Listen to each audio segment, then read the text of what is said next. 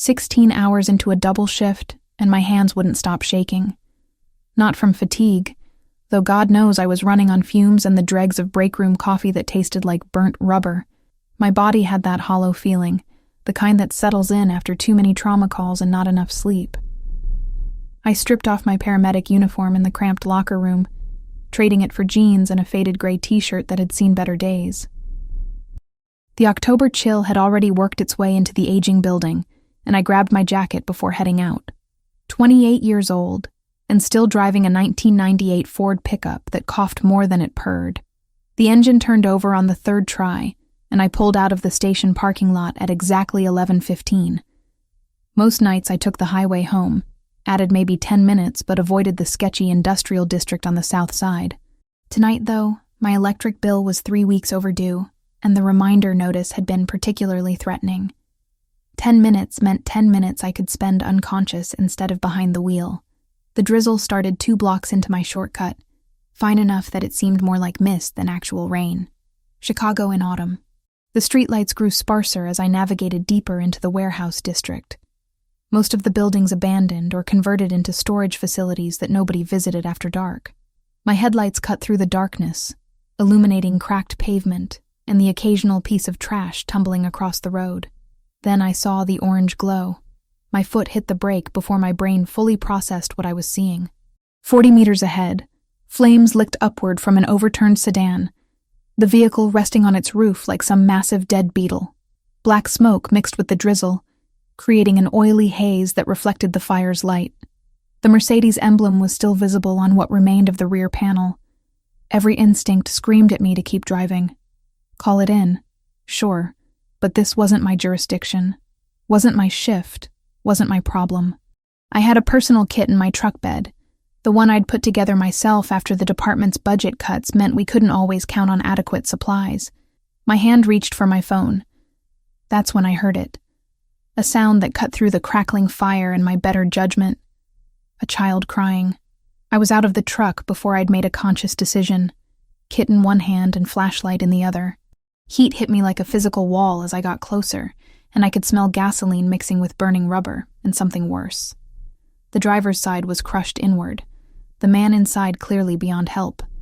But that crying. It came from the back seat. The rear passenger window had spiderwebbed but not shattered completely. I could make out a small shape through the smoke and damaged glass, strapped into a car seat. The boy couldn't have been more than 3, dressed in clothes that probably cost more than my monthly rent. He was screaming now, not just crying, and his small hands pulled uselessly at the straps holding him in place. I'd done vehicle extractions before, but never with flames this close, never alone, never with a kid. The fire was spreading forward from the engine, and I had minutes at best. I grabbed the window breaker from my kit and swung. Glass exploded inward, and something sharp bit into my left palm. Blood immediately welled up, but I ignored it as I reached through the opening. The car seat had a 5-point harness, and the impact had jammed the release mechanism. My fingers fumbled with the buckles, and I could feel the heat intensifying against my back. The boy had stopped crying and was staring at me with wide, light brown eyes that seemed to glow in the firelight. Smoke was getting thicker. Come on, come on. The buckle finally gave, and I dragged the car seat backward through the window frame. A jagged edge of remaining glass caught my forearm, tearing through my jacket sleeve and the skin underneath. The pain was distant, unimportant. I had the boy in my arms now, pulling him free of the seat entirely and stumbling backward. 10 seconds later, the fuel tank exploded. The blast wave knocked us both down. I twisted as I fell, taking the impact on my shoulder and hip, while keeping the child pressed against my chest. My ears rang from the concussion, and when I managed to sit up, the entire vehicle was engulfed. No one could survive that. The man inside, whoever he'd been, was gone.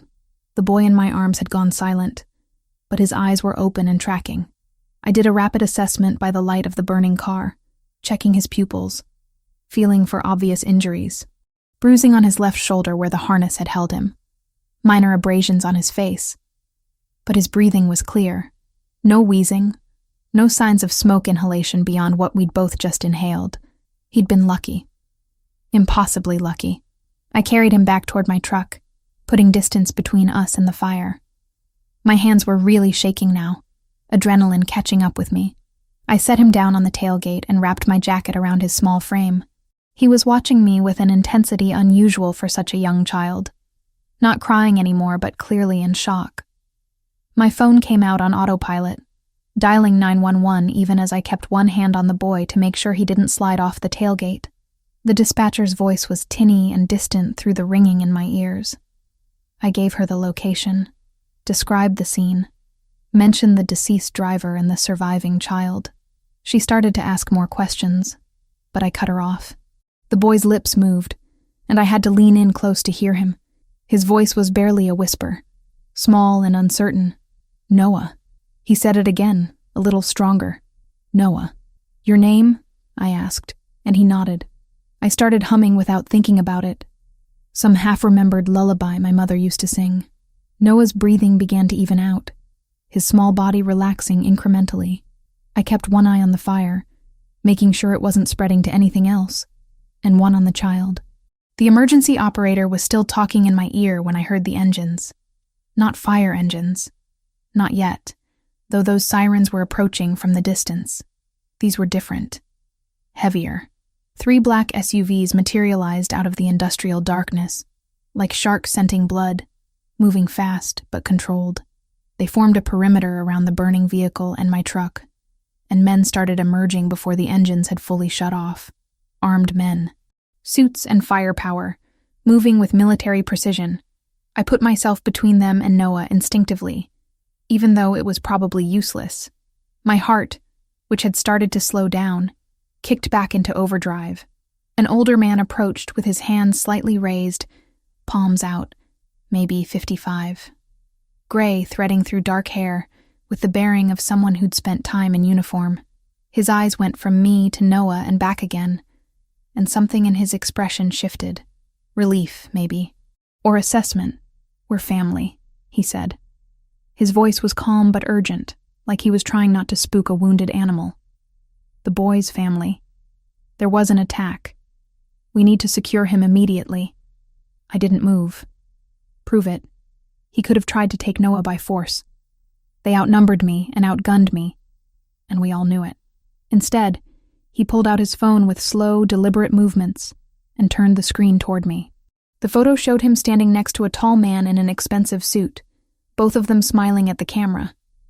Between them, cradled in the suited man's arms, was a baby. Noah, maybe a year or two younger. Noah was leaning around me now, peering at the man. Recognition dawned on his small face. Tio Serge, he said quietly. I looked at the burning car, at the armed men, at Noah's torn clothes, and the way these people had appeared out of nowhere. Nothing about this was normal. Nothing about this was safe. But Noah knew this man, and whoever had attacked that car might still be out there. I'm coming with you, I said. To the hospital. I need to make sure he's properly evaluated and documented. The man, Sergio apparently, nodded immediately. Almost too quickly, like he'd been expecting the demand. Of course, we want that too. He gestured toward the nearest SUV, and I picked Noah up again, feeling him burrow against my shoulder. The vehicle's interior was as expensive as the exterior suggested. Leather seats, tinted windows so dark I could barely see out, and a communication system that looked military-grade. 2 other men climbed in with us, neither speaking but both keeping their attention divided between the windows and their phones. During the 12-minute drive, I listened to them talk. Not to me, but to each other and into their radios. Coded language, mostly, but certain words came through clearly. Package secure. Route compromised. Cleanup in progress.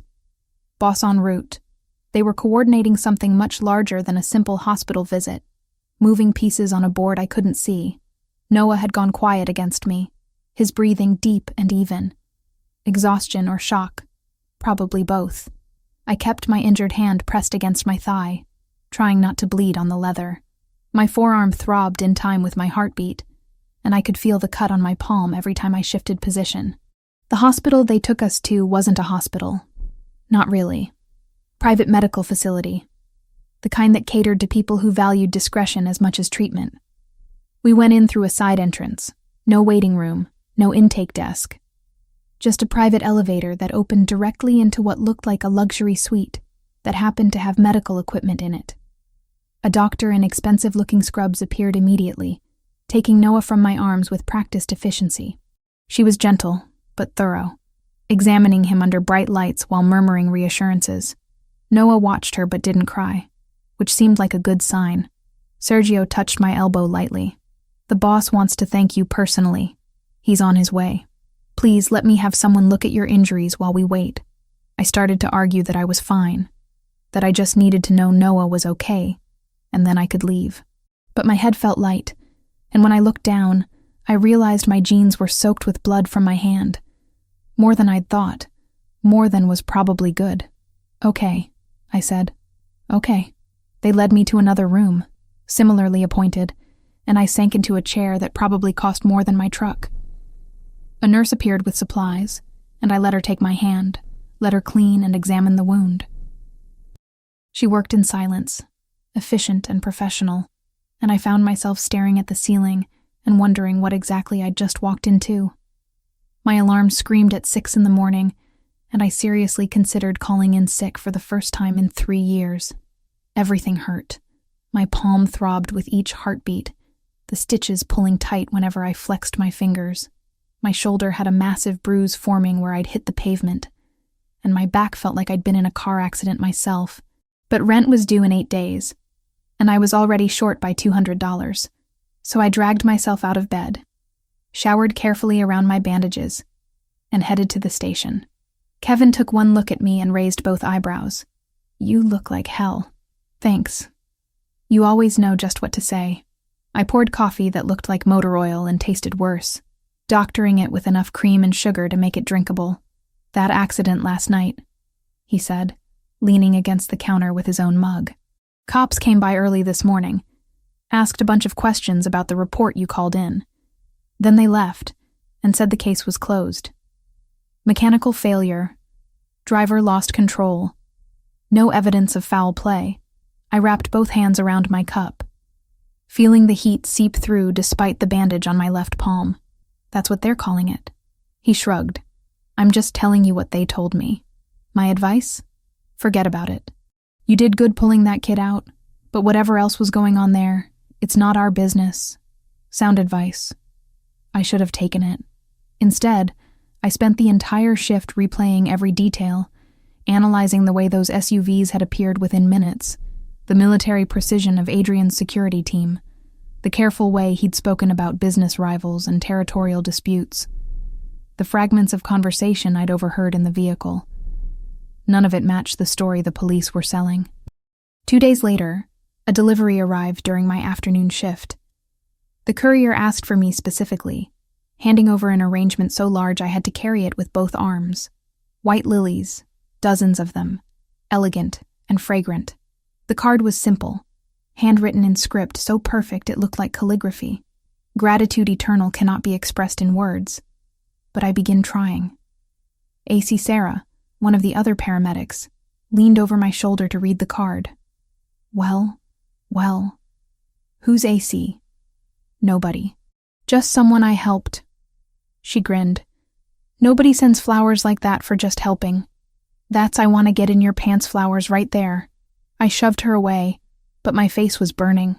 I tucked the card into my locker and tried to ignore the knowing looks from the rest of the crew for the remainder of the shift. The gifts kept coming. On Monday, a coffee delivery intercepted me before I even made it inside the station. My exact order, the one I'd mentioned once during that car ride. Oat milk latte with cinnamon, no sugar. How he remembered that detail from a 25-minute conversation at midnight, I couldn't figure out. Wednesday brought my truck back. I'd finally arranged to retrieve it from the medical facility when I walked out after my shift to find it sitting in the station parking lot, freshly washed and with a full tank of gas. The keys were in an envelope under the wiper blade, along with another note. You left this behind. I took the liberty of having it serviced. The inspection was overdue. I checked under the hood. New brake pads, fresh oil change. They'd even replaced my worn windshield wipers. $340 worth of work at least, maybe more. I stood there in the parking lot, keys in hand, torn between gratitude and the uncomfortable feeling that accepting these things meant something I wasn't ready to define. Friday afternoon, an envelope appeared in my station mailbox. 2 tickets to the Chicago Symphony Orchestra. Premium seats. I'd mentioned wanting to see them perform once, months ago, to a coworker. Somehow Adrian had known. Somehow he'd paid attention to a throwaway comment I'd made in casual conversation. Kevin found me staring at the tickets. This is getting weird, right? Like stalker weird? I don't think it's stalking if I told him about all these things. Did you tell him, or did he just somehow know? Because that's an important distinction. I couldn't answer that. Didn't want to examine it too closely. Thursday of the second week, Adrian appeared in person. I'd just finished an afternoon shift, was heading toward my truck with my bag slung over my shoulder. He was leaning against a black Mercedes, this one a sedan, rather than an SUV. No suit today. Dark jeans, a white button-down with the sleeves rolled up, looking more human and somehow more dangerous for it. My steps faltered, but I kept walking until I reached my truck, parked 3 spaces from his car. He straightened, sliding his hands into his pockets. Lauren. Adrian. I unlocked my door but didn't open it. What are you doing here? Noah asks about you. Every day. He calls you his angel. He drew this. Adrian produced a folded piece of paper from his back pocket, handing it over. I unfolded it carefully with my healing hand. A child's drawing in crayon. A stick figure with yellow hair, though my hair was brown, standing next to orange and red scribbles that could only be fire. The figure had a circle around its head. A halo. My throat tightened unexpectedly. How is he? Struggling.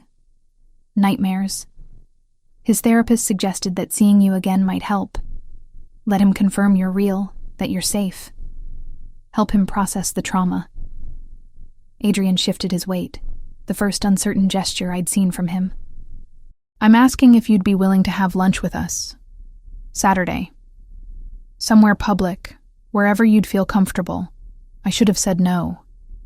Should have recognized that getting more involved with Adrian Castrovani and his world was a terrible idea. But I kept seeing that drawing, that carefully rendered halo, and thinking about a 3-year-old boy who couldn't sleep. Okay, I said. Lunch. Somewhere public. Relief flashed across his face so quickly I almost missed it. Thank you. I'll pick you up at noon. I can drive myself. I'd prefer to drive you. Please. There was something in the way he said it, almost a plea, that made me relent. Fine. Noon. Saturday arrived cold and overcast. Typical Chicago autumn weather. I changed clothes 3 times before settling on jeans and a forest green sweater that at least didn't have any holes or stains. Adrian pulled up exactly at noon in an SUV. Noah strapped into a car seat in the back. The moment Noah saw me through the window, his entire face lit up. He waved frantically, and I felt something in my chest twist. I climbed into the front passenger seat, twisting to look at him. Hi, Noah. Hi. He held up a plastic dinosaur. This is Rex. He's a T-Rex. Do you like dinosaurs? I love dinosaurs. Rex looks very fierce. He's the king. Noah's voice was solemn, like he was sharing crucial information. He eats meat. Adrian caught my eye, something almost like a smile playing at the corners of his mouth. He's been talking about dinosaurs nonstop for 2 weeks. You're going to hear a lot about paleontology today. We drove to a restaurant on the lakefront, nice but not ostentatious, with floor-to-ceiling windows overlooking the water. Adrian had reserved a corner table, private but still visible to the rest of the restaurant. Noah sat between us in a booster seat, immediately pulling out crayons and a coloring book. The meal passed easier than I'd anticipated. Noah chattered about dinosaurs, about his preschool, about a dog he'd seen in the park. Adrian was attentive without hovering, cutting Noah's food into small pieces, wiping spills, but letting the boy's enthusiasm flow naturally. Between managing Noah, Adrian asked me questions. Real questions, not small talk. What made you become a paramedic? What's the worst call you've ever had? What's the best? He listened to my answers with complete attention, like every word mattered. I told him about my parents. About the car accident 8 years ago, the drunk driver who'd run a red light, the paramedics who'd done everything right, but couldn't save them. About how I'd felt so helpless, watching from behind the police barricade, and how I'd decided that day that I wanted to be the person who tried, who fought for every second, every chance. His expression softened as I spoke. I lost my wife 2 years ago. Car accident as well. Her brakes were sabotaged. She didn't suffer, they told me, but I'm not sure if they were telling the truth or just being kind. Noah was barely a year old. He doesn't remember her. I'm sorry. The words felt inadequate, but what else was there? She would have liked you, he said quietly. Sophia. She had a big heart, always helping people, even when it wasn't safe. We argued about it constantly. Noah's head drooped against my arm halfway through dessert. Exhausted from excitement, I shifted carefully, letting him rest against my shoulder. Adrian watched us, and the expression on his face was complicated, tender and sad, and something else I couldn't identify. He hasn't relaxed like that with anyone since Sophia died, Adrian said. You're good for him. When we got back to my building, Adrian walked me to my door again despite my protests. Noah had woken up enough to demand a hug goodbye, his small arms squeezing my neck. Thank you, Adrian said after Noah released me. For today, for all of it. You're welcome. Can I text you? Updates about Noah. Maybe arrange another visit. I hesitated, weighing caution against the memory of Noah's smile. Okay. The messages started that evening. A photo of Noah showing off a drawing he'd made at school. A video of him saying goodnight to me through the phone camera. Updates about his nightmares decreasing, his therapist being pleased with his progress. But the conversations expanded beyond Noah. Adrian shared articles about topics we'd discussed at lunch, asked my opinion on current events, sent me recommendations for books and music. I found myself responding, engaging, looking forward to the vibrations of my phone. 2 weeks of messages, small windows into each other's lives.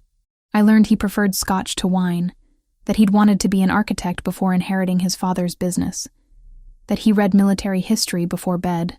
He learned I was terrible at cooking, but great at baking, that I ran to deal with stress, that I'd always wanted to travel but never had the money or time. The line between gratitude and something else kept blurring, and I kept letting it happen, telling myself it was harmless. It was just friendship, just appreciation. Nothing more complicated than that. I almost believed it. 3 weeks after pulling Noah from that burning wreck, I got a call that shattered whatever illusions I'd been maintaining about Adrian's business.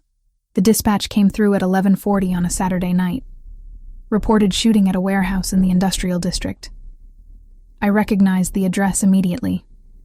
South Side, same general area where I'd found Noah's car. Kevin drove while I prepped equipment in the back, double-checking supplies with hands that had started trembling the moment I heard the location. We rolled up to a scene already secured by men in suits. Not police. Private security, the kind with bulges under their jackets that meant serious hardware. Yellow crime scene tape would have been more reassuring than the human perimeter they'd formed. Cold eyes tracking our ambulance as we pulled through. My gut twisted when I recognized 2 of the faces. Sergio stood near the warehouse entrance, phone pressed to his ear. Another man I'd seen in that SUV the night of the accident waved us toward a side door. What have we got? Kevin called out, grabbing the medical kit. GSW to the shoulder. Subject is refusing hospital transport. Of course he was. I followed Kevin inside, my paramedic training taking over even as my mind raced. The warehouse was mostly empty, just some shipping containers and wooden crates stacked near the walls. The overhead lights were harsh, fluorescent, casting everything in stark relief. Joseph Grimaldiro sat on a metal folding chair in the center of the space, one hand pressed against his right shoulder. Blood seeped between his fingers, dark and viscous. He was maybe 35, built like he spent serious time in the gym, with the kind of stillness that came from military training or worse. I'm fine, he said through gritted teeth as we approached. Don't need a hospital.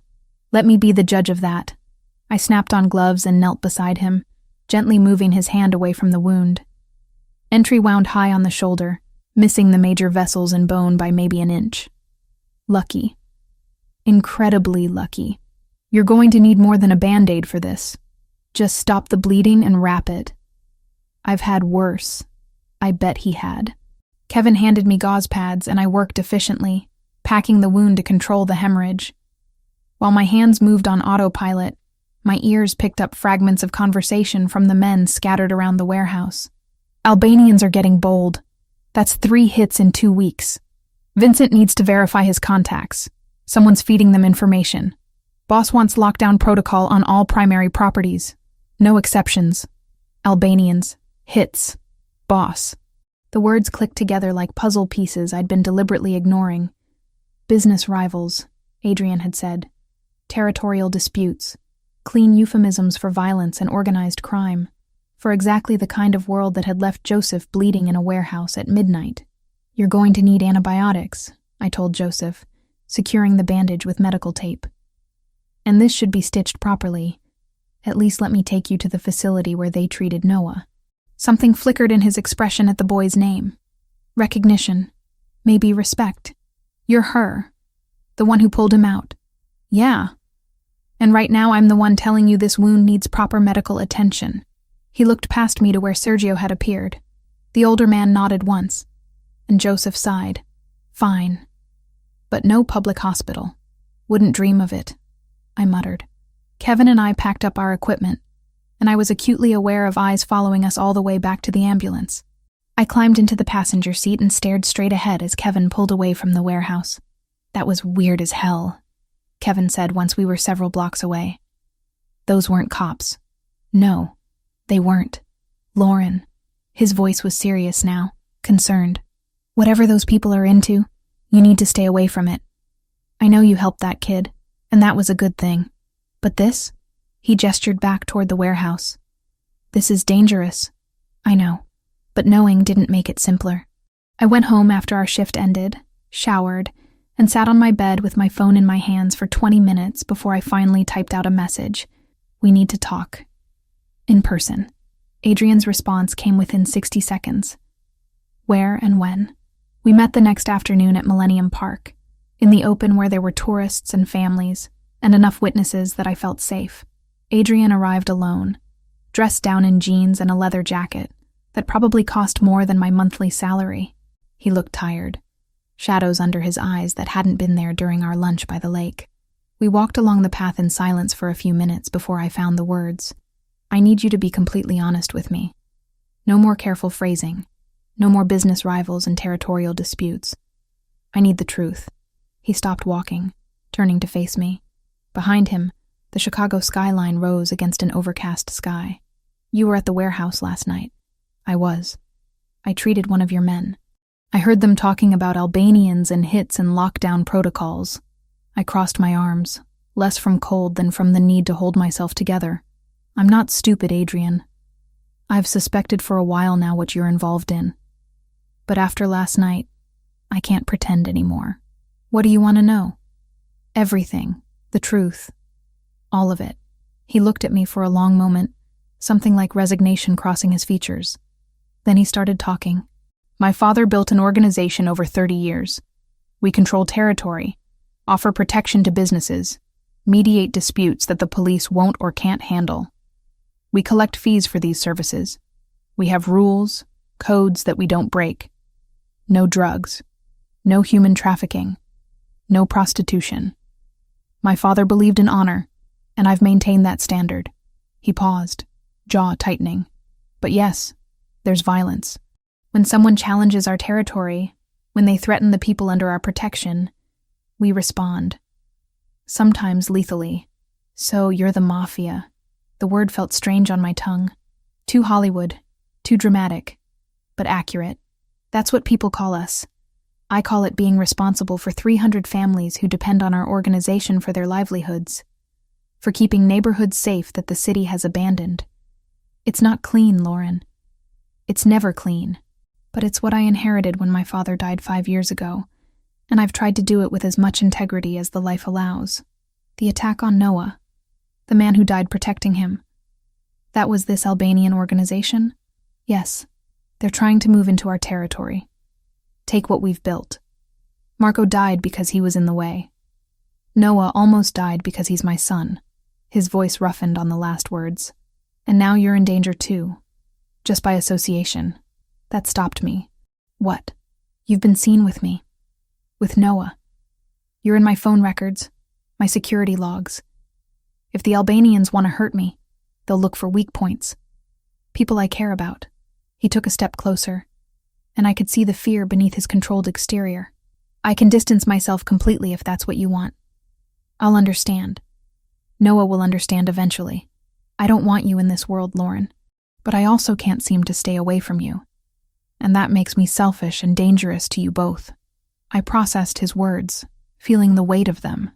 The truth I'd demanded had come with consequences I hadn't fully considered. What if I need time to think about what this means? Take all the time you need, but if you decide you want distance, you tell me directly. Don't just disappear. Okay, I need time. He nodded once, respecting the boundary I was drawing even though I could see it cost him.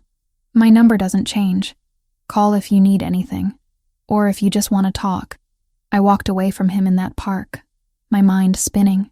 Spent the next 2 weeks trying to convince myself that cutting ties was the smart thing, the safe thing. I stopped responding to texts. Didn't answer when his name appeared on my phone screen. Went through the motions of my life and tried not to think about dark eyes and a little boy who drew pictures of angels. But I thought about them constantly. About the way Adrian listened when I talked. Really listened. Like my thoughts mattered. About Noah's laugh and his dinosaur facts and the way he'd fallen asleep against my shoulder. About honor and violence and the gray spaces between right and wrong that nobody prepared you for in paramedic training. 14 days of silence. 14 days of convincing myself I'd made the right choice. Then I finished a night shift, walked out to the hospital parking lot at 10:15 on a Thursday evening, and found 2 men waiting by my truck. They weren't Adrian's men. I knew that immediately from the way they stood, from the unfamiliar faces and the accent when one of them spoke. Lauren Mitchell? I stopped walking, hand tightening around my keys. Who's asking? We have questions about Adrian Castrovani. You will answer them. The other one moved to flank me, cutting off my route back to the hospital. My heart hammered against my ribs, and I looked around wildly for witnesses.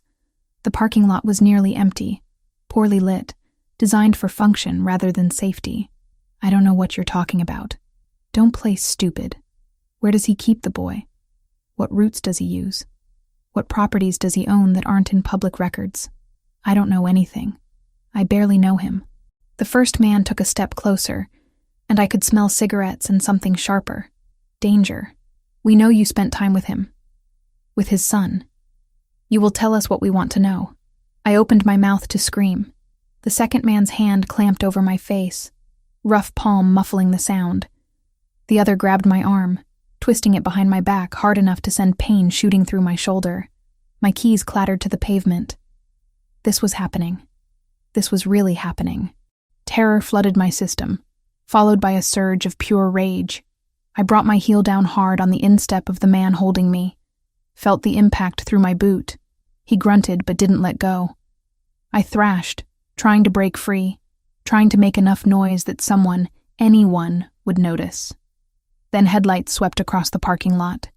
An SUV, black and massive, took the turn too fast. Tires squealed as it cut across parking spaces, bearing down on us. The men holding me hesitated, then released me and ran. I stumbled forward, caught myself on the hood of my truck, gasping for air. The SUV's doors opened before it had fully stopped. Sergio emerged from the driver's side, another man I recognized from the warehouse climbing out of the passenger seat. They looked at me, then in the direction my attackers had fled. "Are you hurt?" Sergio asked, already pulling out his phone. I shook my head, not trusting my voice. My hands were shaking so badly I couldn't have picked up my keys if I tried. Boss maintained light surveillance, just in case. There was a shift change, a 3-minute gap in coverage. We got here as fast as we could. He was already talking into the phone, rapid-fire Italian that I couldn't follow. 10 minutes later, another vehicle arrived. Adrian got out looking like violence barely contained, his expression colder than I'd ever seen it. He scanned the parking lot. Then his eyes locked on me. The ice thawed slightly, replaced by something that might have been relief. He didn't ask permission before pulling me into his arms. I let him, let myself lean against the solid warmth of him, while the shaking gradually subsided. "You're coming with me," he said quietly. "Right now. This isn't a request, Lauren. Those men marked you. You're not safe here anymore." I should have argued. Should have insisted on keeping my independence, my normal life. But my arm hurt where they'd grabbed me, and I could still feel that hand over my mouth, cutting off my air. I was terrified and exhausted, and so tired of being alone. "Okay," I whispered. "Okay." The mansion in Evanston was something out of a different world. 3 stories of stone and glass set back from the road behind iron gates and manicured gardens.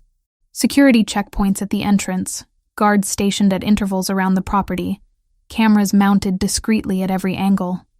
A fortress pretending to be a home. Sergio drove us through the gates while Adrian sat beside me in the back seat, his presence a mix of comfort and pressure. He hadn't let go of my hand since we'd left the hospital parking lot, his thumb tracing absent patterns across my knuckles. The guest suite they installed me in was bigger than my entire apartment. King bed with sheets that probably cost more than my monthly rent. Bathroom done in white marble with a soaking tub and a shower that had more settings than my truck. Walk-in closet, private balcony overlooking the gardens. Luxury that felt suffocating rather than comfortable. "This is temporary," Adrian said, reading my expression. "Just until we neutralize the Albanian threat. You can go back to your life once it's safe." I wanted to believe him. Wanted to think this was just a brief interruption, a few days of inconvenience before everything returned to normal. But the way he said it, the careful distance in his tone, suggested he didn't believe it either. The first week felt like being trapped in a 5-star prison. Adrian insisted I keep working, said he wouldn't let me abandon my identity just because he'd dragged me into his world. So every shift, 2 guards in an unmarked car followed my truck at a discreet distance. They never approached me, never made their presence obvious to my coworkers. But I always knew they were there. Kevin noticed anyway. Called me out during a break, concern written across his weathered face. "You going to tell me why you've got a security detail now?" "Ex-boyfriend trouble," I lied, the words tasting sour. "Just being cautious." He didn't believe me, but he let it drop. What else could he do? The afternoons were harder. I'd return to the mansion, this beautiful cage, and have nothing to do but think. Noah changed that. The first day he discovered I was living there, he appeared at my suite door clutching a plastic stegosaurus and a stack of coloring books. Want to color with me? How could I say no to that? We spread out on the floor of my suite, Noah chattering about his day at preschool while carefully staying inside the lines of a T-Rex picture. His presence made the space feel less like a prison cell and more like a home. It became routine. I'd finish my shift, drive back with my shadow security detail, and find Noah waiting. We'd color or build with blocks or read stories until dinner. He taught me the scientific names of dinosaurs. I taught him the bones of the human skeleton using a coloring book I'd brought from work. He was smart, curious, affectionate in the way of children who'd known loss too young. Dinners were family affairs. Adrian insisted on it, no matter how late he worked or how many meetings he had scheduled. We'd sit together at the massive dining table, Noah between us, eating meals prepared by Adrian's chef. The food was incredible, but I barely tasted it. Too aware of Adrian across from me, of the strange domesticity we'd fallen into. "You're good with him," Adrian said one evening after Noah had been taken upstairs to bed. We were lingering over coffee, the house quiet around us. "He's attached to you." "I'm attached to him too. He's a sweet kid. He calls you his angel. Did you know that?" Adrian's expression was soft in the candlelight. "Not to your face, but when he prays at night, he thanks God for his angel who saved him from the fire." My throat tightened. "Adrian, I know this isn't what you wanted. This life, this situation, but I'm grateful you're here. Not just for Noah. For me too." The conversations deepened after Noah was asleep. Adrian would find me in the library or on the balcony of my suite, and we'd talk for hours. He told me about his brothers, both killed in a territory war when he was barely out of college. About inheriting the organization at 25, when his father had a fatal heart attack. Thrust into leadership before he was ready. about the weight of responsibility for hundreds of families who depended on his decisions. I told him about the loneliness after my parents died, about throwing myself into work to avoid dealing with the grief, about the apartment that never felt like home, the friendships that had faded because I had nothing left to give after exhausting myself on shift, about feeling hollow inside, going through motions without purpose beyond the next emergency call. "You're not hollow," Adrian said quietly. "You're one of the most vital people I've ever met. Everything you do completely, with your whole heart." The attraction between us had been building since that first night, but now, living under the same roof, it became impossible to ignore. His hand brushing mine when we passed in the hallway, the way his eyes followed me when he thought I wasn't looking, the electric tension whenever we were alone together. 3 weeks into my stay, everything came to a head. Adrian received intelligence about a planned bombing, Albanian retaliation for recent losses.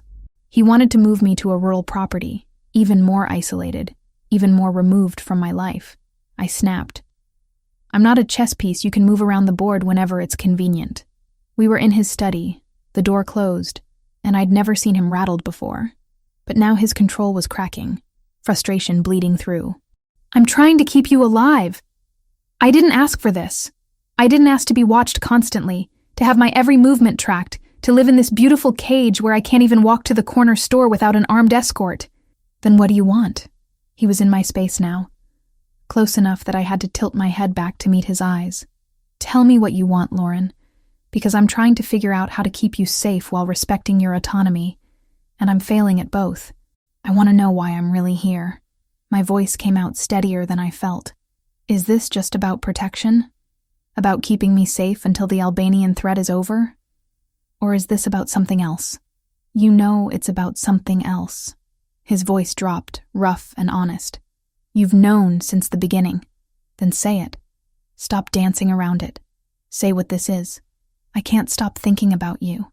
The words came out like a confession, like something he'd been holding back for too long. "Noah asks about you constantly, calls you his Lauren mom when he thinks I can't hear, and I imagine what it would be like if you stayed. Not because you have to, not because it's safer, but because you chose to. Because you wanted to be part of this, part of us. You're asking me to give up my entire life." "No, I'm asking if you want something different. If maybe the life you had before wasn't the life you wanted anyway." He lifted his hand, hesitating before touching my face. "Tell me I'm wrong. Tell me you were happy before, that you want to go back to that empty apartment and those endless shifts and the loneliness you described. Tell me, and I'll arrange better security so you can leave tomorrow." I couldn't tell him that. Couldn't lie when he was looking at me like I was something precious and terrifying all at once. Instead, I closed the distance between us and kissed him. He went still for half a second, surprise freezing him in place. Then his arms came around me, pulling me against him as he kissed me back with an intensity that stole my breath. This wasn't gentle or tentative. This was months of tension finally breaking, need and want, and something deeper tangling together. We broke apart, both breathing hard. I pressed my forehead against his chest, feeling his heart hammer beneath my palm. "This doesn't fix anything," I said. "I still have questions.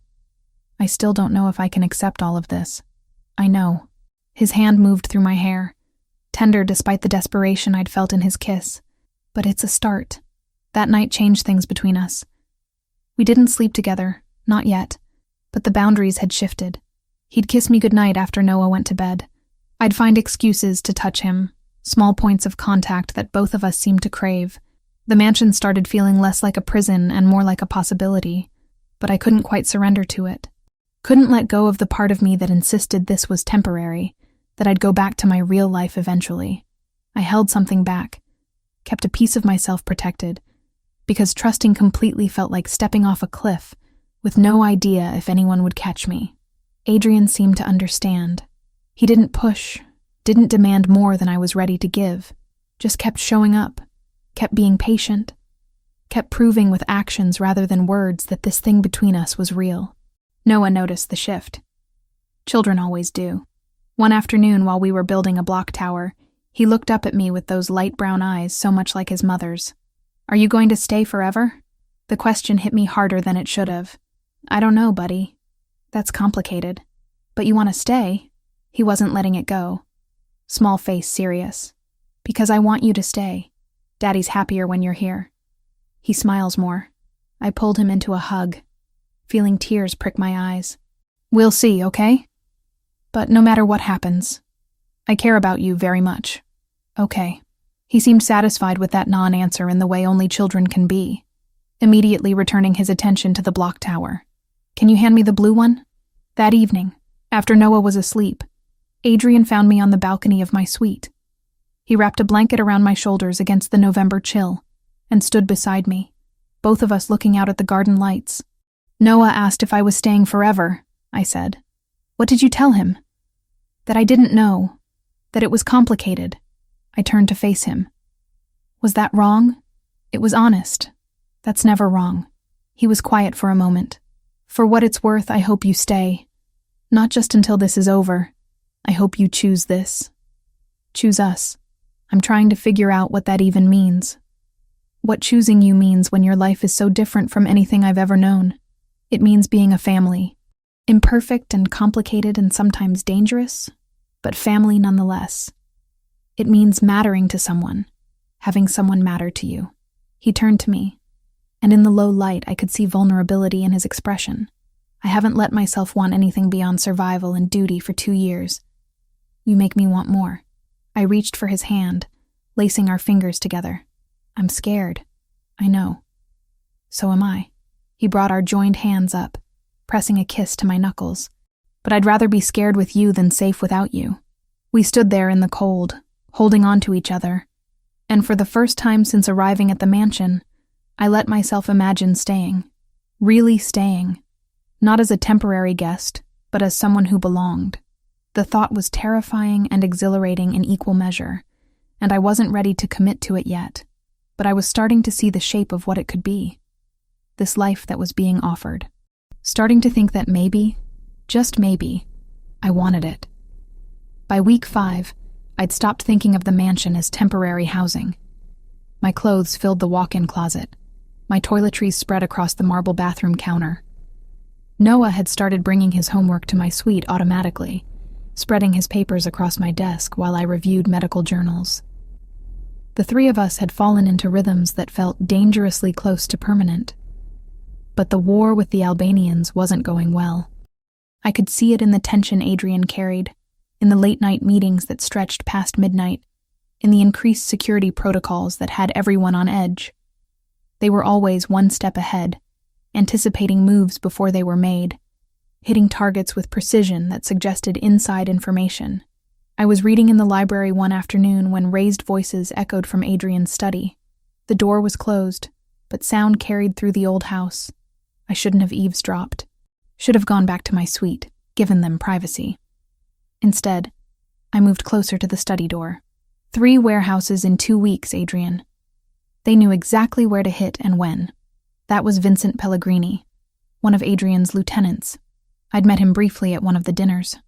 Early 40s, with the coiled energy of someone always ready for violence. I'm aware of the losses. Adrian's voice was cold, controlled. What I need is an explanation. Someone's feeding them information. Has to be. The timing is too perfect. Through the study's glass wall, I could see 8 men gathered around Adrian's desk. All senior leadership, from what I understood of the organization's structure. Vincent stood nearest to Adrian, gesturing emphatically. Even from my limited vantage point, I could see the suspicion crackling between them. Adrian had given me permission weeks ago to observe these meetings if I wanted. Said that if I was going to be part of this world, I should understand how it functioned. I'd declined then, not ready to see that side of his life, but now curiosity and concern pulled me forward. I entered quietly, and Adrian's eyes tracked the movement immediately. For a second, I thought he might ask me to leave. Instead, he gave a barely perceptible nod toward the empty chair in the corner. An invitation.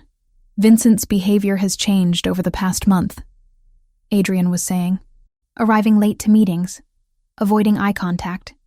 His phone rings constantly during strategic discussions. Vincent's face darkened. Are you accusing me of something? I'm stating facts. You were passed over for promotion to chief counsel 8 months ago. Joseph got the position. That creates motive. I've been with this organization for 15 years. Vincent's voice shook with barely contained rage.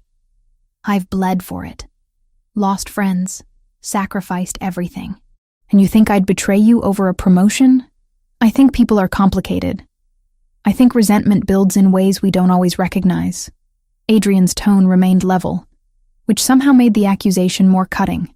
I'm ordering a full audit of your communications and finances. The room erupted in overlapping voices. Support for Adrian's caution, defense of Vincent's loyalty, arguments about trust and necessity. I watched Adrian manage them with calm authority, never raising his voice, but somehow commanding absolute attention when he spoke. After the meeting broke, I lingered while the other men filed out. Vincent passed me without acknowledgement, his jaw tight with anger. Only after the door closed did I approach Adrian's desk. Do you really think it's him? I think someone is betraying us. And Vincent has exhibited concerning patterns. Adrian rubbed his temples, exhaustion showing through his usual control. But you disagree. I don't know enough to disagree. But in emergency medicine, we're taught that the most obvious symptom isn't always the real problem. Sometimes it's masking something else entirely. I perched on the edge of his desk. What if Vincent's behavior is a response to stress rather than guilt? What if focusing on him means you miss the actual leak? He considered this. Dark eyes studying my face. Who else would you look at? Everyone with access to the information that's being leaked. Cross-reference who knew about each compromised location and when. Look for patterns beyond just suspicious behavior. You're saying I should expand the investigation. I'm saying don't let confirmation bias narrow your focus too early. You already suspect Vincent, so you're seeing everything through that lens. Adrian reached out, pulling me closer until I stood between his knees. How did I survive 2 years without you? I have no idea. You clearly make terrible decisions when left unsupervised. He smiled, that rare, genuine expression that transformed his face. Terrible decisions like trusting you with strategic planning. The worst. The expanded investigation took 3 days. Adrian brought in outside contractors, specialists in digital forensics and financial tracking. They tore through communication records, bank accounts, and travel patterns of everyone with security clearance. I watched some of it from my corner chair, Adrian's silent observer, fascinated by the methodical efficiency of it all. Vincent was cleared. His changed behavior traced back to his daughter's struggles with anxiety, requiring increased therapy appointments that conflicted with his schedule. The frequent phone calls were from her school counselor. The distraction was guilt over not being present enough, not betrayal. But the investigation turned up something else. Sarah Winters, the senior accountant who'd been with the organization for 20 years. A 52-year-old widow with a son who had special needs, living quietly in the suburbs. Her digital footprint showed encrypted communications with a number traced back to an Albanian lieutenant. Adrian called her into his study alone. I watched through the glass wall as Sarah entered, expecting a routine meeting. Watched her face crumble when she saw the laptop open on Adrian's desk, the evidence displayed clearly. She collapsed into a chair, sobbing before Adrian said a single word. He let her cry for a full minute before speaking. His voice was too quiet for me to hear, but I saw Sarah's body language. Defeat. Relief. Terror. She was talking now, words spilling out in a rush. Adrian listened without interruption, his expression unreadable. Finally, he picked up his phone, made a call. 20 minutes later, Sergio entered the study. Adrian spoke briefly, and Sergio nodded, leaving again. Sarah remained in the chair, hands clasped in her lap, tears still streaming down her face. Another hour passed. Then Adrian's security team returned, this time with a teenage boy. 17, maybe 18. With the awkward build of someone not quite grown into their frame. He saw Sarah and immediately rushed to her, and she stood to embrace him, holding him like she'd thought she'd never see him again. Adrian emerged from the study and found me in the library where I'd retreated. He looked drained, older than his 35 years. They had her son, he said without preamble. Took him from his care facility 3 weeks ago. Said they'd kill him if she didn't cooperate. She's been passing information to keep him alive. Is he okay? Scared, malnourished. But alive. Adrian poured himself scotch from the bar cart, drinking it in one swallow. We extracted him from an Albanian safe house an hour ago. 4 men guarding him. We have them in custody now. What happens to Sarah? She's fired. Effective immediately. I'm setting up a trust for her son's care, enough to cover his needs for life. But she can never work for us again. And if she contacts any of our people, the consequences will be severe. He poured another drink but didn't raise it to his lips. She betrayed us. Got 3 men injured, compromised multiple operations. But she did it under duress, to save her child. How do I punish that? I moved to stand beside him, taking the glass from his hand and setting it down. You don't. You set boundaries and consequences, but you show mercy where you can, which is exactly what you're doing. My father would have killed her. Killed the son too, probably, to send a message about what happens when you betray the family. You're not your father. No. He pulled me against him, resting his chin on top of my head. I'm trying to be better, build something that doesn't require quite so much blood. But nights like this, I wonder if I'm just naive. If mercy is weakness in this world, mercy is strength. It takes more courage to show compassion than to default to violence. I pulled back enough to meet his eyes. You're transforming this organization, Adrian. Maybe not as fast as you'd like, but I see it. The way your men respect you, not just fear you. The code you maintain even when it's harder. You're building something different. I want Noah to inherit something legitimate. 5-year plan to transition everything to legal operations, real estate, investments, security consulting. Get out of the gray areas entirely. His hands moved through my hair, that gesture he used when he needed grounding. I want him to have choices I never had. Want him to grow up without the weight I carry. He will. You're making sure of that. Vincent appeared at the library door, hesitant. Boss? Can I speak with you? Of course. Adrian didn't release me, but he turned so we both faced Vincent. Some silent statement about my place here, my right to witness these moments. I wanted to apologize for my reaction earlier. You were right to investigate. In your position, I would have done the same. Vincent's gaze flicked to me, then back to Adrian. Also wanted to thank Lauren. If she hadn't suggested broadening the investigation, I might still be under suspicion. We'd have missed the real problem. Lauren has valuable perspective. I'm learning to listen to it more often. After Vincent left, Adrian and I remained in the library, standing in comfortable silence. Outside, night had fallen completely, the gardens illuminated by subtle landscape lighting. When this is over, Adrian said quietly, when the Albanian threat is neutralized and it's safe for you to leave, I want you to know that you have a choice. You can go back to your old life with my gratitude and protection. Or you can stay.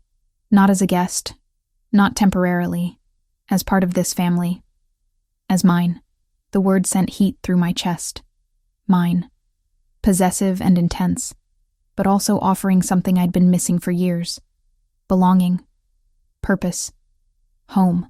I don't know how to be part of this world, I admitted. You're already part of it. You've been part of it since you pulled Noah from that fire. The question is whether you want to make it official. What would that even look like? However you want it to. You keep working as a paramedic if that's important to you. You help with strategic planning if that interests you. You focus on Noah, or you build something entirely your own. I'm not asking you to give up who you are, Lauren. I'm asking if who you are has room for us. I didn't answer. Couldn't. Not yet. But I kissed him. Trying to communicate through action what I couldn't put into words. He responded with the same intensity, the same desperate need. And we lost ourselves in each other until the fear and uncertainty faded into something simpler. Want. Connection. The fragile hope that maybe this impossible thing between us could actually work. With Sarah's betrayal exposed and the information leak sealed, Adrian moved forward with his endgame against the Albanians. He called a summit with 5 other Italian families from across the Midwest, proposing a coalition to eliminate the Albanian threat permanently. Territory would be divided after. Agreements formalized. Peace maintained through mutual interest rather than constant warfare. The meeting was scheduled for Saturday evening at a restaurant in neutral territory, a place owned by a respected mediator with no stakes in the conflict. Adrian spent days preparing, reviewing maps and negotiation points, coordinating with allies. He was gone by 7 that evening, taking Sergio and 6 of his best men. I stayed home with Noah, the mansion secured with 10 guards stationed around the property. Every system was active, every protocol in place. We were safe. Adrian had assured me of that before he left, kissing me goodbye at the door like this was routine, like he wasn't driving off to negotiate warfare with men who solved problems with bullets. I put Noah to bed at his usual time, reading 3 stories instead of the customary 2, because he kept requesting just 1 more. He finally drifted off around 8:30, clutching his stuffed dinosaur, and I left his door cracked so I could hear if he called out. The library became my refuge. I curled up in the leather chair Adrian favored, trying to focus on a medical journal, but reading the same paragraph repeatedly without comprehension. My phone sat on the side table, volume turned up, waiting for updates that didn't come. At 10:15, every light in the house went dark simultaneously. My heart stopped, then kicked into overdrive. I grabbed my phone, using its flashlight to navigate. The backup generators should have engaged within 10 seconds. Should have restored power to critical systems and emergency lighting. Silence met me instead, thick and suffocating. Training took over. I ran for Noah's room, finding him still asleep despite the sudden darkness. Scooped him up, blanket and dinosaur and all, and headed for Adrian's suite. He'd shown me the panic room weeks ago, a reinforced space behind a false bookshelf with independent power and communications. I reached the suite and triggered the release mechanism. Nothing. The electronic lock was dead, and the manual override wasn't responding. Someone had sabotaged the system comprehensively. Terror crystallized into diamond-sharp clarity. They'd planned this, planned it perfectly. Footsteps thundered below, then the sharp crack of breaking glass. Multiple entry points. Coordinated assault. I couldn't get to the panic room, couldn't secure Noah in the one place designed to keep him safe. Then, I remembered. Adrian had mentioned it casually one evening, pointing out a section of his walk-in closet. A hidden passage. Old-fashioned but effective, dating back to the house's original construction. It led to a tunnel that emerged 3 blocks away. His family's insurance policy, maintained more from tradition than expectation of need. I carried Noah to the closet, found the panel Adrian had indicated, and pushed. It swung inward, revealing narrow stairs descending into darkness. Cold air rushed up, stale and earthy. "Noah, honey, I need you to wake up." I kept my voice gentle but urgent. His eyes fluttered open, confused and frightened. "Remember how Daddy told you about the secret tunnel? We're going to play a game. You're going to go down these stairs with your flashlight and sit at the bottom. Don't make any sound, okay? Like hide and seek. Where are you going? I need to make sure the house is safe. But if anyone comes except Daddy, Sergio, or me, you run through the tunnel. Can you be brave for me?" He nodded, lower lip trembling but holding back tears. I activated the flashlight on my phone, set it to low brightness, and handed it to him. Watched him disappear down the stairs, the light bouncing off stone walls. Once he was out of sight, I repositioned the panel, making it look undisturbed. Then I went hunting for a phone. Adrian's office was on the 1st floor, connected to a dedicated landline that bypassed normal telecommunications. If any phone in this house would still work, it would be that one. I made it halfway down the grand staircase before I heard voices. Not English. Albanian, I guessed from the harsh consonants. I retreated, my mind racing through options. The guest bedroom adjacent to the study had a window overlooking the grounds. If I could reach it, signal the external guards. But 2 men appeared in the hallway below, flashlight beams cutting through the darkness. One looked up, and our eyes met across 20 feet of open air. He shouted something, and footsteps converged on the staircase. I ran, no longer worried about stealth, just speed. Ducked into the nearest room, locked the door knowing it would buy me seconds at most. The room had been a guest suite before I moved in. Furniture covered in sheets, unlived in for months. I needed a weapon. Adrian kept firearms throughout the house, protocol in case something like this happened. The nightstand. He'd shown me every location, insisted I know how to access them. I yanked open the drawer, found the revolver, checked the cylinder. 6 rounds. I'd never fired a gun outside of the single training session Adrian had insisted on weeks ago. The door shuddered under impact. Once. Twice. The lock gave on the 3rd hit, and 2 men burst through. They saw me, saw the gun, and one started laughing. Like this was entertaining rather than threatening. I closed my eyes and pulled the trigger. The recoil shocked me, the explosion deafening in the enclosed space. I opened my eyes to find my shot had gone wide, putting a hole in the wall 3 feet from the nearest intruder. But the sound had made them pause, reassess. The second shot I aimed more carefully. Still missed, but closer this time. Hit the door frame near the first man's shoulder. He swore, ducking back. His partner charged forward, closing the distance before I could fire again. He grabbed the gun, twisting my wrist until pain shot up my arm, and I had to release it. The weapon clattered to the floor, and he shoved me hard. I stumbled backward, caught myself on the bed frame, started calculating odds of getting past them, getting to the stairs, getting anywhere that wasn't trapped in this room. Rough hands grabbed my arms, yanked them behind my back. I thrashed, got an elbow into someone's ribs, heard a satisfying grunt of pain. Then they had me properly restrained, dragging me out of the room and down the stairs. The main floor was chaos. More men than I could count, flashlights everywhere, the security team bound and kneeling against the far wall. Alive, at least. I counted 8 guards, all subdued, all conscious. Small mercy. They dragged me to the center of the room and forced me to my knees. A man stepped forward, older than the others, maybe 50, with scars crisscrossing his face and neck. He studied me with the detached interest of someone evaluating livestock. Lauren Mitchell, the paramedic. Adrian's weakness. His English carried a heavy accent but was perfectly understandable. You know where the boy is? He's not here. Adrian moved him days ago. You're lying.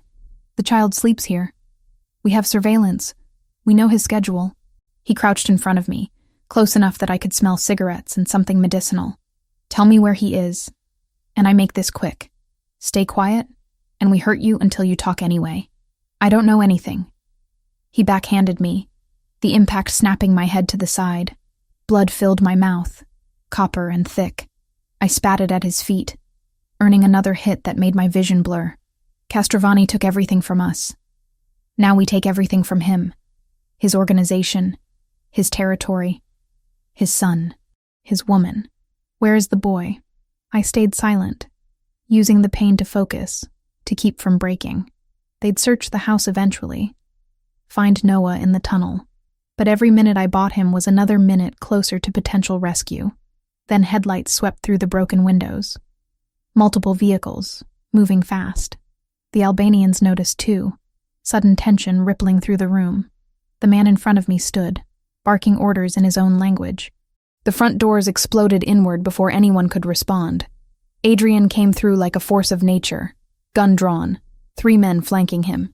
He took in the scene instantly, his security team bound. Me on my knees, blood on my face. The Albanian leader's hand wrapped in my hair. A knife I hadn't seen now pressed against my throat. Everything stopped. I could feel the blade against my skin, cold and sharp. A whisper away from cutting deep. You're finished, Castrovani. The Albanian's voice was triumphant. Drop your weapon or she dies. Adrian's face was a mask I'd never seen before. Not angry, beyond anger. Empty of everything except lethal intent. His gun remained raised, steady, pointed at the man holding me. You touch her again, and what I do to you will make you beg for death. Big words from a man who's about to watch his woman bleed out. The knife pressed harder, and I felt skin break. Warm blood trickling down my neck. The gunshot came from outside. Through the broken window, impossibly precise. The Albanian's head jerked back and he dropped without a sound. The knife clattered away from my throat as his grip released. I collapsed forward, catching myself on my hands, gasping. Chaos erupted. Adrian's men engaged the Albanians in brutal close-quarters combat. Gunfire, shouting, bodies hitting the floor. I crawled away from the violence, trying to reach the wall, to make myself small and invisible. Adrian reached me before I'd gone 3 feet, pulling me against him with one arm while still maintaining his weapon with the other. His hand went to my neck, checking the wound, and I felt him tremble. Noah's safe. Tunnel in your closet at the bottom of the stairs. He's scared, but unharmed. The words seemed to break something in him. He pulled me impossibly closer, his face buried against my hair. Around us, the fight was ending. The Albanians who weren't dead were surrendering, hands raised, weapons dropped. 3 minutes from start to finish. Efficient. Brutal. Final. I love you. The words came out raw, torn from somewhere deep.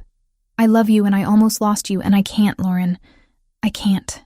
I pulled back enough to see his face, to look into those dark eyes that had haunted me since the first night. My hand came up to cup his jaw, feeling the tension there, the barely controlled violence that he'd turned outward to protect me. I love you too. I should have said it before. Should have told you weeks ago. Say it again. I love you, Adrian Castrovani.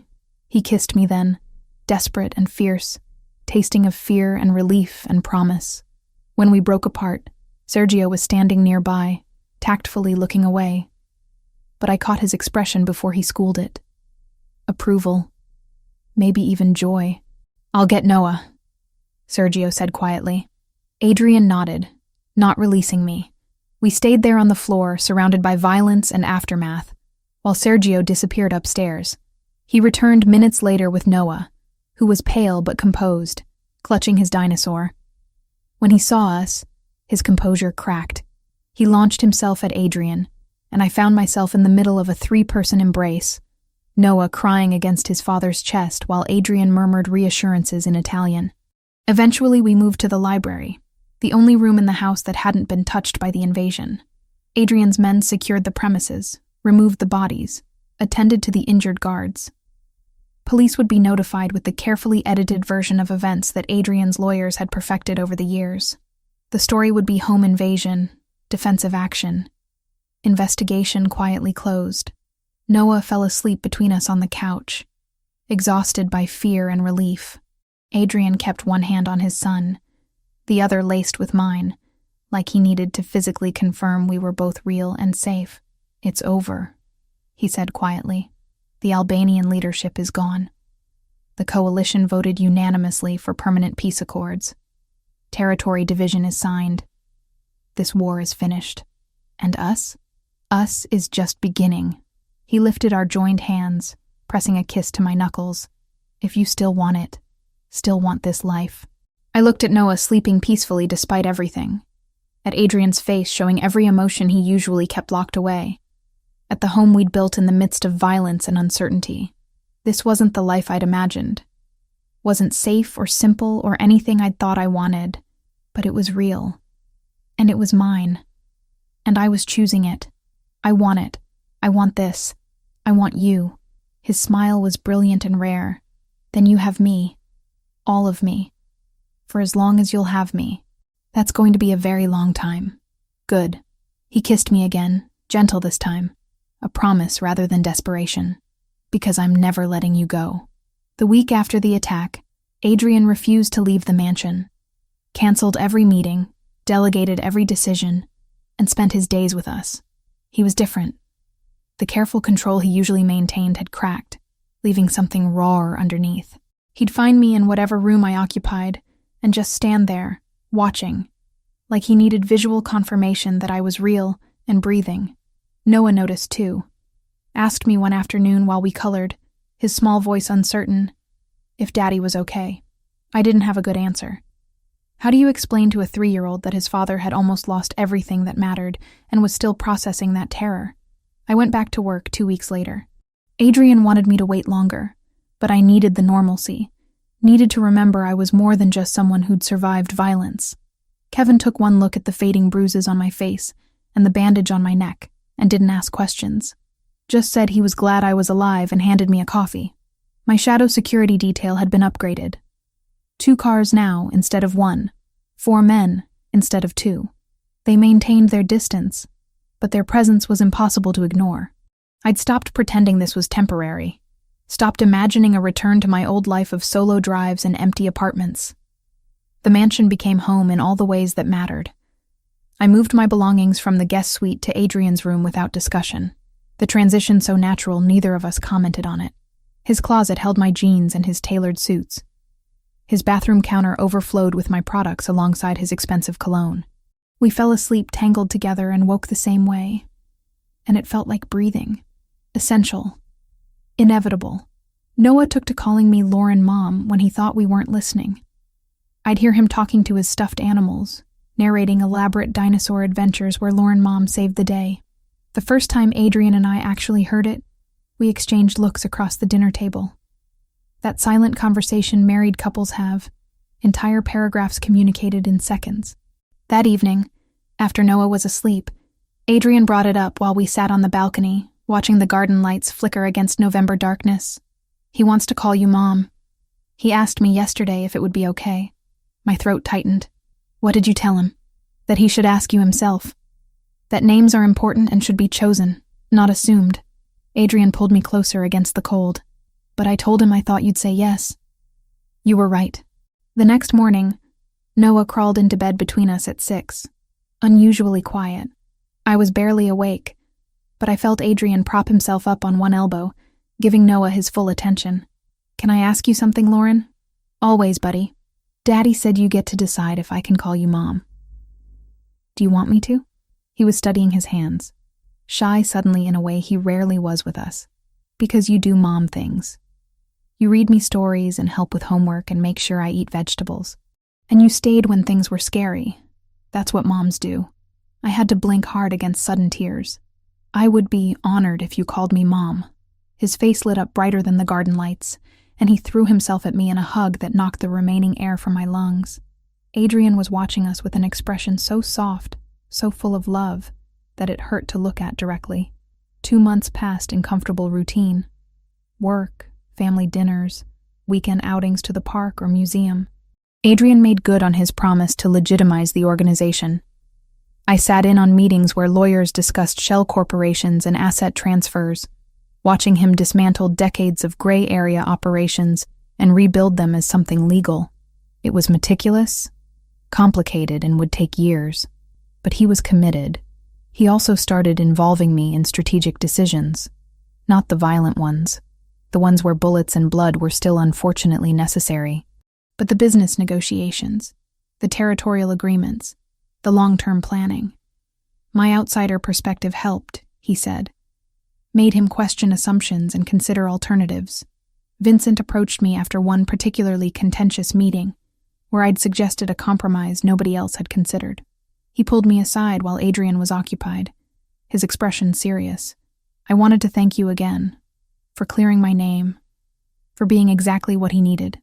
I didn't do anything special. You did. You are. Vincent glanced toward Adrian. He's different now. Better. Still dangerous when he needs to be, but leading with something other than just duty and obligation. That's you. That's what you brought him. 5 months after the attack, Adrian organized a dinner with his extended family. Uncles, cousins, senior members of the organization, their spouses and children. 23 people gathered in the mansion's formal dining room, and I met them all properly for the first time. Not as the woman who'd saved Noah. Not as Adrian's guest. As his partner. His choice. Vincent made a toast halfway through the meal, raising his glass with that easy smile I'd come to recognize as genuine. To Lauren, who saved our boss's son and then saved the boss himself, who brought light back to a house that had been dark too long. We're honored to call you family. And the table erupted in agreement, glasses raised, and I felt the acceptance settle over me like a warm blanket. These people, this strange, dangerous, complicated family, had taken me in, made space for me. I belonged here in ways I'd never belonged anywhere after my parents died. 6 months after the attack, Adrian took me and Noah to dinner at our favorite restaurant by the lake, the same place we'd gone for that first lunch when I'd been uncertain and overwhelmed. Noah chattered about school, about the science project he was working on, completely oblivious to his father's unusual tension. After dessert, Noah reached under his chair and produced a small wrapped box, with the kind of terrible wrapping job only a child could achieve. Crooked tape, paper bunched in weird places, but tied with a careful bow. "I helped Daddy pick it," he announced proudly. "Open it, Mom." The word still caught me off guard, sent warmth spreading through my chest every time. I unwrapped the box carefully, trying to preserve his handiwork, even as the paper tore. Inside was a smaller velvet box, and my breath caught. Adrian wasn't kneeling. That wasn't his style, too controlled for grand theatrical gestures. But he'd moved his chair closer to mine, and when I looked up, his eyes held everything he'd never been good at saying out loud. Noah and I discussed this extensively. He has very strong opinions about ring design and made several excellent points about emerald versus diamond. Emerald won based on matching your eyes. A small smile played at his lips. I'm not asking because it's the expected next step.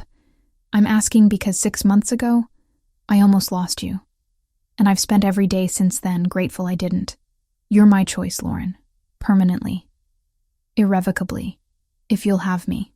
I opened the box. The ring was stunning and understated simultaneously. A square-cut emerald surrounded by small diamonds, set in white gold, elegant without being ostentatious. Perfect. Yes. The word came out thick with emotion. Yes, of course yes. Noah cheered loudly enough that other diners turned to look, grinning when they realized what was happening. Adrian slid the ring onto my finger, and it fit perfectly. Of course it did. He'd probably measured my finger while I slept. Obsessive attention to detail that was simultaneously frustrating and endearing. He kissed me then, gentle and sure, a promise sealed in front of witnesses. When we pulled apart, Noah was bouncing in his seat with excitement. Does this mean we're a real family now? We were already a real family. Adrian told him. This just makes it official. The weeks that followed were surreal. Planning a wedding while maintaining my paramedic shifts, while helping Noah with homework, while sitting in on meetings about real estate acquisitions and security consulting contracts. My life had become something unrecognizable from the isolated existence I'd been living 9 months ago. But it was mine. Chosen consciously, built deliberately, filled with people who mattered, and moments that counted. I'd traded loneliness for connection, empty independence for interdependence. The woman who'd pulled a child from a burning car wouldn't recognize the woman I'd become. 7 months after the attack, on a Tuesday afternoon when I wasn't working, I found myself driving to pick up Adrian from his downtown office. He'd been transitioning to legitimate workspace, distancing the business from residential properties. Noah sat in the back seat, singing a song he'd learned in school, delightfully off-key and completely unself-conscious. I stopped at a red light and looked at my left hand on the steering wheel. The emerald caught the afternoon sun, throwing green light across the dashboard. The SUV Adrian had insisted I accept after my truck finally died sat solid and secure around us. The life I was living seemed impossible. 9 months ago, I'd been driving home from a brutal shift, taking a shortcut through an industrial district, thinking about overdue bills and endless loneliness. I'd seen flames and made a split-second decision to stop, to help, to try. That decision had changed everything. Led me here, to this moment, this family, this life I'd never imagined wanting. I'd saved Noah from fire that night, but somehow, in the process, he and Adrian had saved me from a different kind of burning, the slow smolder of isolation, of going through motions without purpose, of surviving rather than living. "Mom, what are we having for dinner?" Noah asked from the back seat. "I don't know yet, bud. We'll decide when we pick up your dad. Can we have pizza? We had pizza 3 days ago." "But pizza is the best food." I laughed, catching his eyes in the rearview mirror. "We'll discuss it as a family." The light turned green, and I pressed the accelerator gently. The city rolled past, familiar now in ways it hadn't been before. This was home. These people were home. The dangerous man in the expensive office and the tiny human singing about dinosaurs behind me. They were mine, and I was theirs. And that belonging was worth every risk, every complication, every moment of uncertainty that had brought me here. I'd chosen this life with open eyes and full knowledge of what it meant. chosen it not despite its complications, but including them, because the alternative was going back to safe isolation, and I couldn't imagine anything worse than that now. The ring caught light again as I turned the wheel, and I smiled. In 9 months, I'd gone from saving a child to finding a family, from existing to living, from Lauren Mitchell, paramedic who went home to an empty apartment, to Lauren Mitchell Castrovani, partner to a man transforming his world, mother to a boy who drew pictures of angels, member of a family that had welcomed me completely. It wasn't perfect. Still had edges sharp enough to cut, dangers that required constant vigilance, compromises between the life Adrian was building and the life he'd inherited. But it was real, and mine, and chosen, and that made all the difference.